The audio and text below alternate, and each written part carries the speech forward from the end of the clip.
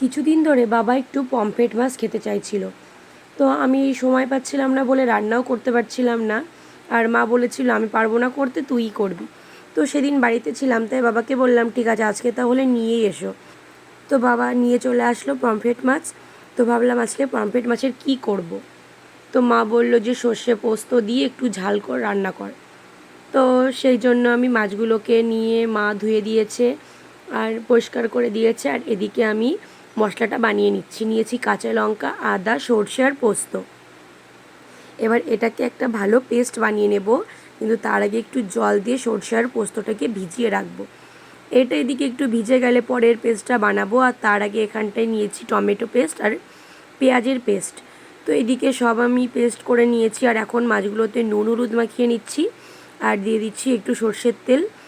তো এই যে মাছগুলো বেশ বড় সাইজের ছিল। তো এখন ফার্স্টে কড়াইতে সর্ষের তেল দিয়ে নিলাম। তেলটা চেক করলাম একটু গরম হয়ে গেছে কি না, তারপর মাছগুলো দিয়ে দিলাম ভাজতে। তো 3টে করে মাছ আমি ভেজে নিলাম। প্রথমে 3টে ভেজেছি, তারপরে 2টো ভেজেছি, একসাথে এতগুলো মাছ ধরছিল না। তো তোমাদের কাদের কাদের পমফ্রেট মাছ খেতে ভালো লাগে কমেন্টে অবশ্যই জানিও। আমি তো আগেও বলেছি মাছ আমি তেমন একটা পছন্দ করি না, কিন্তু রান্না করতে মোটামুটি ভালোই লাগে। আর এই যে এদিকে মাছগুলো ভাজা হয়ে গেছে। তো অনেকে পমফ্রেট মাছ ফ্রাইও খায়, তো ফ্রাই তো করিনি আজকে, এরকমভাবে ঝাল করলাম।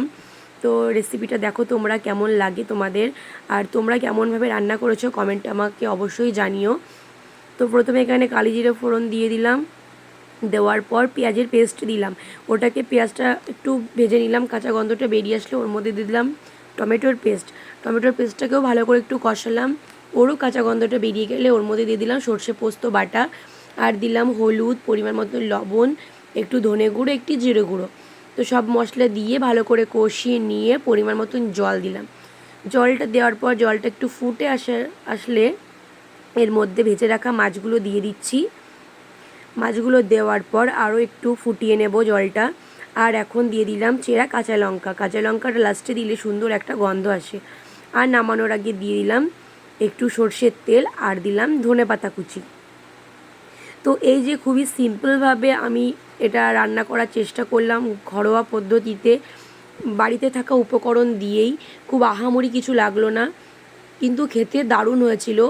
তোমরাও বাড়িতে একবার ট্রাই করো আর আমাকে কমেন্টে অবশ্যই জানিও যে তোমাদের কেমন লেগেছে। আর যারা আমার চ্যানেলে নতুন, চ্যানেলটা অবশ্যই সাবস্ক্রাইব করে দিও। ভিডিওটা ভালো লাগলে লাইক করো, কমেন্ট করো, শেয়ার করো আর সবাই পাশে থেকো। আর নতুন নতুন ভিডিও যদি তোমরা দেখতে চাও তাহলে অবশ্যই আমাকে সেটাও কমেন্টে জানাতে পারো। আমি চেষ্টা করবো নতুন নতুন ভিডিও দেওয়ার জন্য। আর আমার শরীরটা একটু খারাপ ছিল বলে ওই জন্যই আমি আবার ভিডিও দিতে পারিনি। তো বাই, সকলকে দেখা হবে নতুন একটা ভিডিওর সাথে।